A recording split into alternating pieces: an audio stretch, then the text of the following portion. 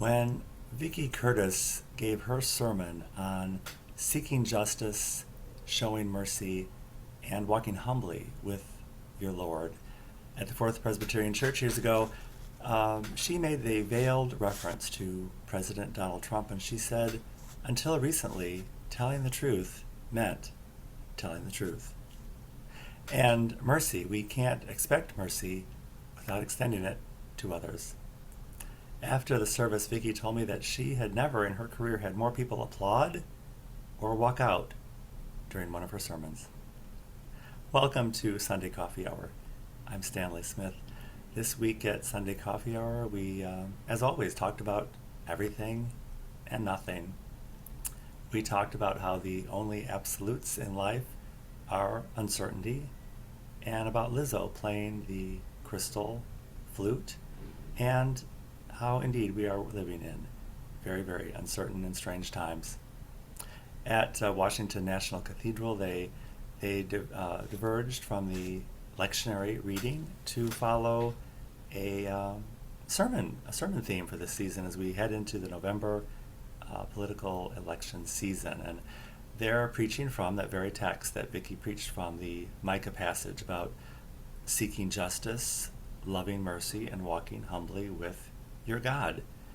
They started off the series with guest pastor Gene Robinson, and Gene started off by saying that in his career he was often approached by parishioners who said, please don't be political in church. But Gene reminded us that Christianity in many ways, the gospel that Jesus preached, is in many ways could be seen as a political message.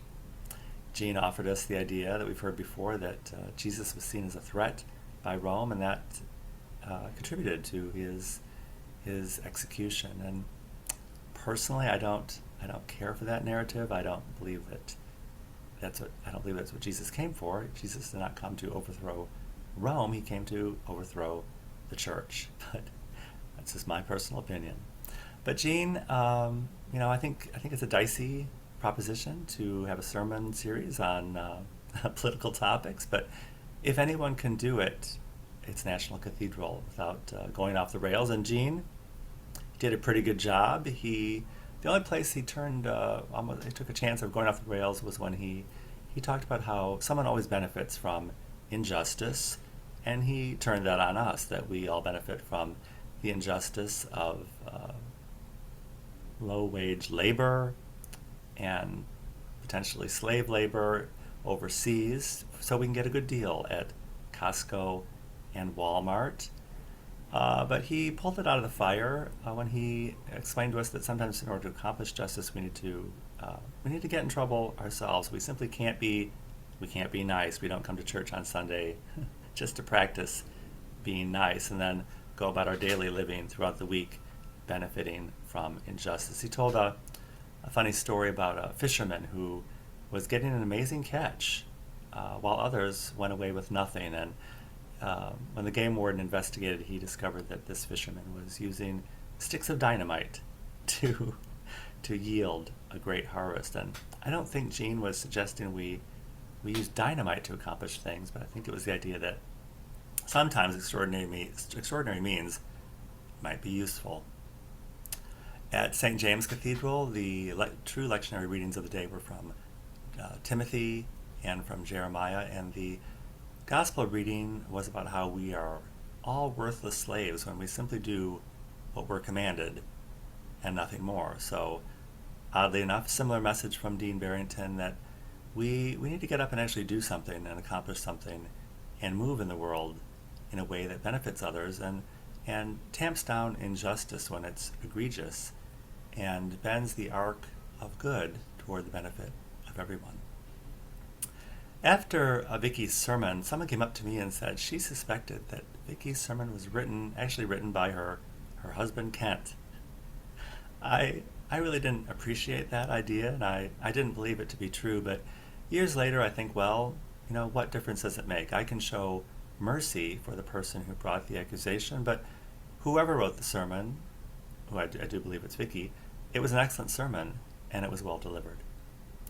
During this whole pandemic narrative, we've been presented many opportunities, and we've seen that the opportunity that's been realized in this country is great division.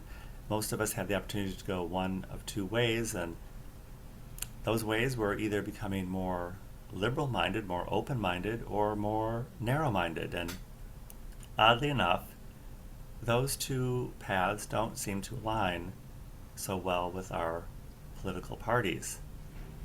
Christianity is indeed a liberal message, and the Democrat Party is indeed historically the party of liberal-minded people, and the conservative more fiscally and business-oriented. But as we move through this period, being more open-minded or narrow-minded somehow have gotten conflated with other ideas that are not traditionally aligned with parties.